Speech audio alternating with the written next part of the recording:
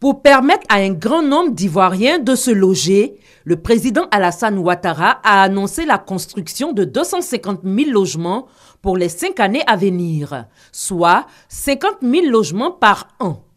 Cette problématique du logement est partagée par le réseau de l'habitat et de la francophonie, un réseau des professionnels francophones de l'habitat social et du développement urbain.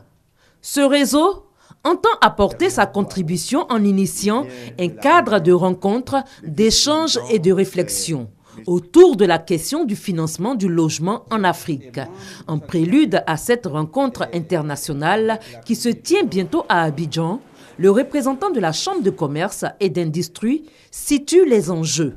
Le réseau essaie d'aider à la mise en place de politiques qui contribuent à la réalisation de logements qui s'adaptent à l'environnement de chaque pays. On aide à mettre en place des mécanismes de financement. Vous avez une banque, vous avez une structure de construction, vous avez tout ce qu'il faut comme expertise.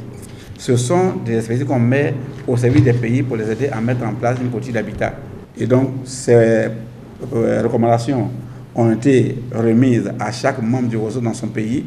Et donc, on doit pouvoir l'utiliser avec nos ministres de construction pour essayer de mettre en place des politiques d'habitat. Les initiateurs de cette rencontre sur le financement du logement en Afrique notent avec satisfaction qu'en Afrique, des mécanismes de financement ont été déjà mis en place. Présent sur la scène depuis 25 ans, le réseau de l'habitat et de la francophonie regroupe tous les pays francophones.